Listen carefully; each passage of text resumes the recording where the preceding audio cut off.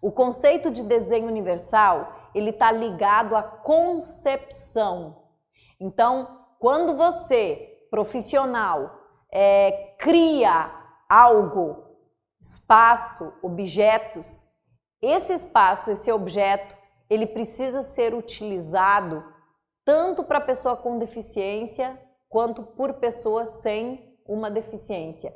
Aí foi atingido o objetivo do desenho universal, que é a regra. A partir da Lei 3.146, o desenho universal deve ser adotado como regra nas concepções dos espaços públicos, das criações. Ele deve ser usado como regra. E no caso da impossibilidade, né, aí é possível fazer uma adaptação razoável. Adaptação razoável é outro conceito que está aqui, você vai encontrar no inciso 6. O que é uma adaptação razoável? São adaptações, modificações e ajustes necessários e adequados, que não acarretem ônus desproporcional e indevido quando requeridos em cada caso, a fim de assegurar que a pessoa com deficiência possa gozar ou exercer em igualdade de condições e oportunidades com as demais pessoas todos os seus direitos e liberdades. Por exemplo, aqui, nesse espaço do curso Sejures, né, é interessante, a gente alugou aqui um andar de um prédio, é um prédio relativamente novo. Pelas regras da lei, um prédio ele tem que ter um banheiro com acessibilidade. O prédio, obrigatoriamente, tem que ter um banheiro de acordo com as normas da acessibilidade, tá? Só que nós aqui, como a gente tem um andar, e assim, a gente tem muito aluno aqui, e a gente pode ter um aluno que necessita, né, de um espaço, de um banheiro nas normas da acessibilidade, a gente resolveu fazer um dos banheiros aqui, são 2 banheiros, feminino e masculino, mas a gente adaptou, né? Adaptou para acessibilidade. Quer dizer, esse andar aqui não tinha um banheiro projetado, um banheiro já previsto para a regra da acessibilidade, porque na verdade o edifício só precisa ter um pela lei, né? E o edifício tem, só que ele fica lá no primeiro andar, no andar térreo, se eu não me engano.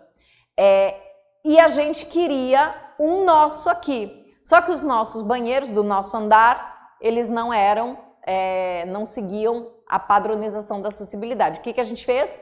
A gente fez uma adaptação razoável, ou seja, a gente pegou uma estrutura que já existia, e adaptou ela no mais próximo possível à regra da acessibilidade. Isto é uma adaptação razoável. Eu acho que é assim, esse prédio todo, se fosse seguir o desenho universal, todos os banheiros do prédio, né, já deveriam ser projetados na regra da acessibilidade, né? Mas como no caso a lei, quando esse prédio foi construído, a lei só exige apenas um banheiro acessível, então foi feito um. Mas assim, se fosse obedecer o desenho universal, todos, né, tinham que ser já respeitando a regra da acessibilidade. Como não tinha no nosso andar, a gente resolveu improvisar. Isso é chamado de adaptação razoável. Quando você usa um ambiente que você já tem, adapta ele e deixa ele acessível. É o que a gente chama de adaptação razoável. Então, quando o desenho universal não foi feito, porque é a regra, mas por algum motivo não foi feito, é possível ser usado a adaptação razoável para atender às condições ali da pessoa com deficiência, tá? Bom, já te dei o conceito de acessibilidade, cai muito em prova. Já te dei o conceito de desenho universal, aparece muito em prova. Já te dei o conceito de barreiras, aparece muito também. O conceito de adaptação razoável. de elemento de urbanização, mobiliário urbano, isso tudo cai muito em prova. Tem um também, aqui no inciso 3, que aparece demais, é tecnologia assistiva ou ajuda técnica. Então, o que seria, na norma aqui de acessibilidade, no conceito de acessibilidade, o que seria tecnologia assistiva ou ajuda técnica? São todos os produtos, todos os equipamentos, todos os artefatos, dispositivos, recursos, métodos, estratégias, serviços que vão promover a funcionalidade relacionada à atividade e à participação da pessoa com deficiência ou com mobilidade reduzida, visando a sua autonomia, independência, qualidade de vida e inclusão social. Então, o que seria uma tecnologia assistiva ou uma ajuda técnica?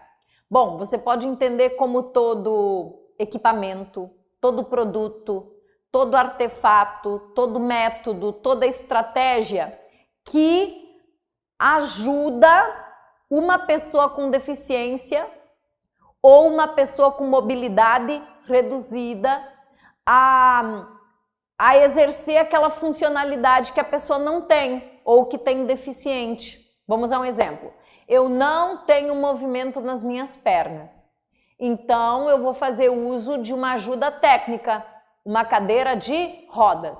Ah, eu sou uma deficiente visual, então eu vou fazer uso de uma bengala, né, que vai me ajudar aqui a andar, né, a verificar os obstáculos. Ah, eu faço uso de um cão guia. Você vê, até aquele cachorrinho, né, que é o guia de uma pessoa com deficiência, ele é considerado uma ajuda técnica ou uma tecnologia assistiva. Muleta, né, que uma pessoa que quebrou o pé vai fazer uso de uma muleta, de uma bengala, é uma tecnologia assistiva. Um aparelho auditivo é uma tecnologia assistiva. Um óculos de grau é uma tecnologia assistiva. Então, como tecnologia assistiva ou ajuda técnica, entenda qualquer artefato, qualquer produto que ajuda a pessoa com deficiência a exercer aquela funcionalidade que ela não tem, substituindo a funcionalidade, ou que tem com deficiência, então vai ajudar. Isso é o chamado tecnologia assistiva ou ajuda técnica, também aparece muito nas provas de concurso. Bem, pessoa com mobilidade reduzida. Eu já te dei o conceito de pessoa com deficiência lá no artigo 2º. Aqui no artigo 3º, inciso 9, nós temos ainda a pessoa com mobilidade reduzida. Quem é ela?